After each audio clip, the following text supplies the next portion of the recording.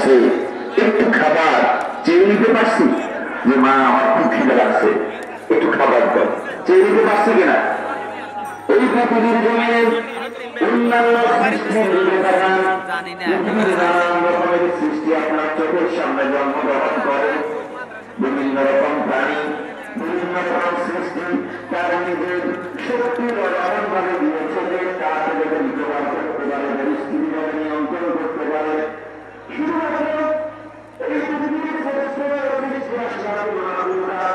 আপনি আমরা সবাই এমন ভাবে সৃষ্টি করলেন যে তার ভাই ভাই ভাই ভাই ভাই ভাই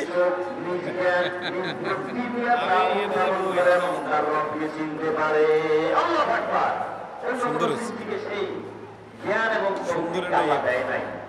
অন্যান্য সৃষ্টির দিকে তাকান, ছোট একটা মুরগির বাচ্চার দিকে আপনি একটু তাকান, উদাহরণ হিসেবে আমি দিচ্ছি।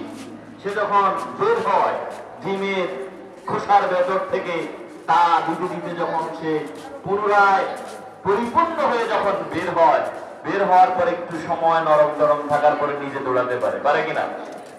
কে করেছে? কিন্তু আমরা এই পৃথিবীর শ্রেষ্ঠ সৃষ্টি হয়েও আমরা রবের যে অনুগ্রহ, রবের যে দয়া আমাদের প্রত্যেকটা সেকেন্ডে ছিল, সেই ব্যাপারে আজকে আমাদের কোনো খবর। আমরা মনে করি এটা মনে হয় একটা নিয়ম, আমরা মনে করি এটা প্রকৃতি একটা পদ্ধতি, কিন্তু এই প্রকৃতির পদ্ধতি নিয়ন্ত্রণ করে কে? আরো জোরে বলেন কে? সেটার পরিচয় একটু পরেই বুঝবেন আপনারা। আল্লাহ তাআলা বলেন, আমি মানুষ সৃষ্টি করলাম, কিভাবে করলাম একটু শুনেন। ইন্না খালাকনাকুম মিন তুরাবিন সুম্মা মিন নুতফাতিন সুম্মা মিন আলাকাতিন সুম্মা মিন মাদাগাহ। আজকে যে একটা বডি 3.5 হাত অথবা তার চাইতে বড়, 6 ফিট 5.5 ফিট, এভাবে আসছি দুনিয়াতে? কথা বলেন না, এভাবে আসছি? আপনাদের কষ্ট হয় কিনা? একটু জিকির করে লা ইলাহা